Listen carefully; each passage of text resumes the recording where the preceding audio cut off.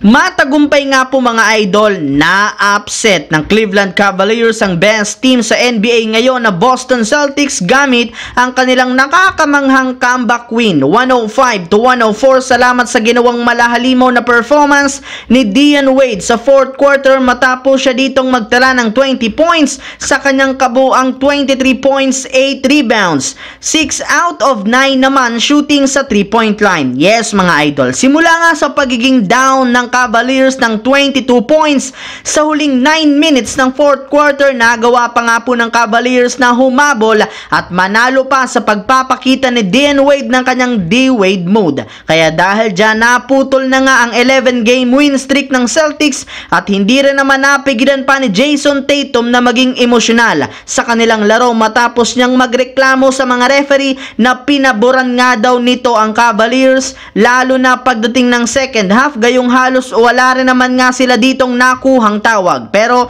kung meron man nga pong dapat sisihin sa pagkatalo ng Celtics, eto nga walang iba kundi si Tatum lamang, since nakapagtala lamang nga ito sa second half ng 4 points sa kanyang 1 out of 11 shooting, 0 out of 3 sa 3-point line sa kanyang bagsak na minus 20 efficiency ratings. Samantala, dito naman sa ating pangalawang storya, sa balitang galit na galit nga po si Luka Doncic sa Dallas Mavericks. Patuloy pa rin naman talaga ang kalbaryong nararanasan ngayon ng Dallas Mavericks sa kanilang mga nakalipas na laro, gayong matapos nga silang matalong muli ngayong araw laban sa Indiana Pacers 137-120, bumagsak na nga sa 34 wins, 28 losses ang kanilang record sa West. At ang masakit pa nga po dyan, 0.5 games na lang naman ang kalamangan nila sa ikasyam na Los Angeles Lakers. Kaya hindi na rin naman nakapagtataka kung bakit galit na galit at nagdabog si Luka Doncic sa kanilang bench sa kalagitnaan ng laro kontra sa Pacers, lalo pat kahit man nagtala siya dito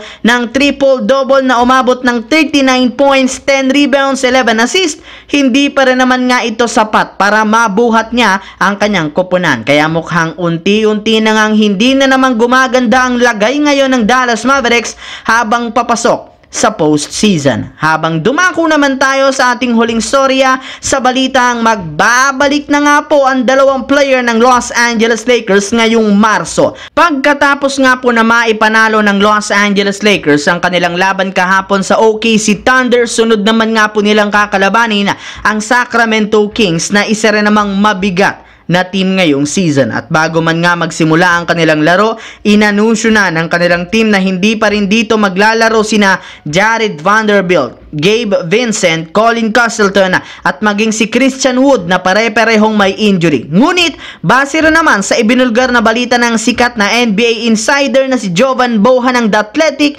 hindi na rin naman magtatagal, meron ng magbabalik na dalawang players sa kanilang lineup. Ayon nga po dito, inaasahan na nga po na susuriin ng muli next week ang mga katawan ng kanilang dalawang player na sina Gabe Vincent at Jared Vanderbilt, at kapag naging maganda ang resulta nito, sigurado nga po na makakabalik at makakapaglaro na silang dalawa sa kanilang lineup ngayong buwan ng Marso. Sa ngayon, nakakasama na rin naman ang dalawang ito sa ginagawang team practice ng Lakers na isang magandang senyales na malapit na ang kanilang pagbabalik. So that's it mga idol, ang ating bagong video na ating pinag-usapan ngayon dito sa aking YouTube channel. Once again, this is your J-Zone TV. Huwag kalimutang mag-like at syempre mag-subscribe. Pindutin ang notification bell sa aking channel para lagi kayo maging updated sa mga videos na pinapalabas ko. Isang malaking shoutout sa lahat mga idol. Thanks for watching. Hopefully, nag-enjoy kayo ngayong araw na ito.